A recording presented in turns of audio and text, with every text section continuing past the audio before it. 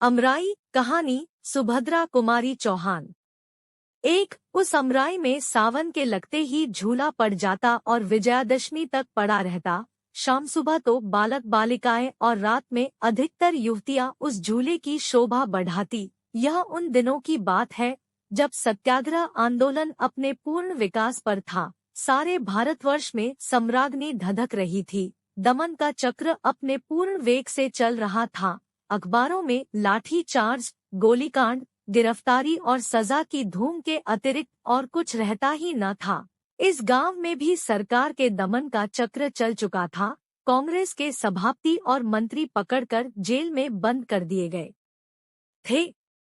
इस दिन राखी थी। बहनें अपने भाइयों को सदा इस अमराई में ही राखी बांधा करती थी। यहाँ सब लोग एकत्रित होकर त्योहार मनाया करते थे। बहनें भाइयों को पहले कुछ खिलाती, माला पहनाती, हाथ में नारियल देती और तिलक लगाकर हाथ में राखी बांधते हुए कहती, भाई इस राखी की लाज रखना, लड़ाई के मैदान में कभी पीठ न दिखाना। एक तरफ तो राखी का चित्ताकर्षक दृश्य था, दूसरी ओर छोटे छोटे बच्चे और बच्चियां झूले पर झूल रहे थे। इनके सुकुमार हृदयों में भी देशप्रेम के नन्हे नन्हे पौधे प्रस्फुटित हो रहे थे। बहादुरी के साथ देश के हित के लिए फांसी से लटक जाने में वे भी शायद गौरव समझते थे।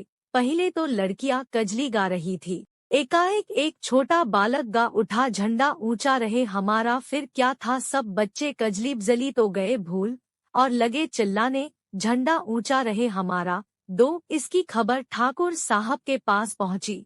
अमराई उन्हीं की थी। अभी 3 ही महीने पहले वे राय साहेब हुए थे। आनरेरी मजिस्ट्रेट वो थे ही, और थे सरकार के बड़े भारी खैरख्वाह। जब उन्होंने सुना कि अमराई तो असहयोगियों का अड्डा बन गई है, प्रायः इस प्रकार वहाँ रोज ही होता है, तो वे बड़े घबराए। फौरन घोड़ा कसवा कर अमराई की ओर चल पड़े, किंतु उनके पहुँचने के पहले ही वहाँ पुलिस भी पहुँच चुकी थी। ठाकुर साहब को देखते ही दरोगा नियामत अली ने बिगड़ कर कहा, ठाकुर साहब, आपसे तो हमें ऐसी उम्मीद न थी। मालूम होता है कि आप भी उन्हीं में से हैं। यह सब आपकी ही तबीयत से हो रहा है, लेकिन इससे अमन में खलल पड़ने का खतरा है। आप 5 मिनट के अंदर ही यह सब मजमा यहाँ से हटवा दीजिए, वरना हमें मजबूर दोकर लाठियाँ चलवानी पड़ेंगी। ठाकुर साहब ने नम्रता से कहा, दरोगा जी जरा सब्र रखिए, मैं अभी यहाँ से सबको हटवाए देता हूँ। आपको लाठियाँ चलवाने की नौबत ही क्यों आएगी। नियामत अली का पारा 110 पर तो था ही। बोले, फिर भी मैं आपको पहले से आगाह कर देना चाहता हूँ कि ज्यादा से ज्यादा 10 मिनट लगे, नहीं तो मुझे मजबूरन लाठियाँ चलवानी ही पड़ेंगी। ठाकुर साहब ने घोड़े से उतरकर अमराई में पैर रखा ही था कि उनका 7 साल का नाती विजय हाथ में लकड़ी की तलवार लिए हुए आकर सामने खड़ा हो गया। ठाकुर साहब को संबोधन करके बोला, दादा देखो, मेरे पास भी तलवार है, मैं भी बहादुर बनूंगा। इतने ही में उसकी बड़ी बहन कांति, जिसकी उम्र करीब 9 साल की थी, धानी रंग की साड़ी पहने आकर ठाकुर साहब से बोली, दादा ये विजय लकड़ी की तलवार लेकर बड़े बहादुर बनने चले हैं। मैं तो दादा स्वराज का काम करूंगी और चरखा चला चला कर देश को आजाद कर दूंगी। फिर दादा बतलाओ, मैं बहादुर बनूंगी कि ये लकड़ी की तलवार वाले।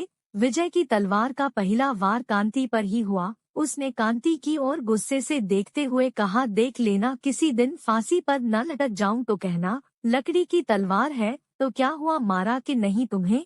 बच्चों की इन बातों में ठाकुर साहब क्षण भर के लिए अपने आप को भूल से गए। उधर 10 मिनट से 11 होते ही दरोगा नियामत अली ने अपने जवानों को लाठियां चलाने का हुक्म दे ही तो दिया। देखते ही देखते अमराई में लाठियां बरसने लगी। आज अमराई में ठाकुर साहब के भी घर की स्त्रियां और बच्चे थे, और गांव के भी प्रायः सभी घरों की स्त्रियां, बच्चे और युवक त्योहार मनाने आए थे। उनकी थालियां राखी, नारियल, केशर, रोली, चंदन और फूल मालाओं से सजी हुई रखी थी, किंतु कुछ ही देर बाद जिन थालियों में रोली और चंदन था, खून से भर गई। जब पुलिस मजमे को तितर-बितर करके चली गई तो देखा गया कि घायलों की संख्या करीब 30 की थी। जिनमें अधिकतर बच्चे, कुछ स्त्रियां और 8-7 युवक थे। विजय को सबसे ज्यादा चोट आई थी। चोट तो कांति को भी थी, किंतु विजय से कम ठाकुर साहब का तो परिवार का परिवार ही घायल था। घायलों को उनके घरों में पहुंचाया गया और अमराई में पुलिस का पहरा बैठ गया। विजय की चोट गहरी थी, दशा बिगड़ती जा रही थी। जिस समय वह अपने जीवन की अंतिम घड़ियां गिन रहा था, उसी समय कोर्ट से ठाकुर साहब के लिए सम्मन आया। उन्हें कोर्ट में यह पूछने के लिए बुलाया गया था कि उनका आम का बगीचा असहयोगियों का अड्डा कैसे और किसके हुक्म से बनाया गया। ठाकुर साहब भी ऑनरेरी मजिस्ट्रेटी का इस्तीफा, राय साहिबी का त्याग पत्र जेब में लिए हुए कोर्ट पहुंचे। उनका बयान इस प्रकार था।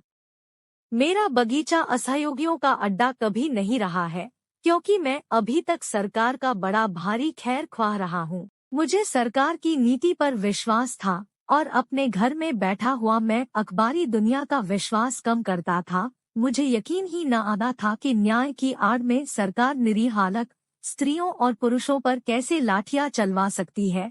परंतु आज तो सारा भेद मेरी आंखों के ही आगे विषले अक्षरों में लिखा गया है। मेरा तो यह विश्वास हो गया है कि इस शासन विधान में जो प्रजा के हितकर नहीं है, अवश्य परिवर्तन होना चाहिए। हर एक हिंदुस्तानी का धर्म है कि वह शासन सुधार के काम में पूरा सहयोग दे।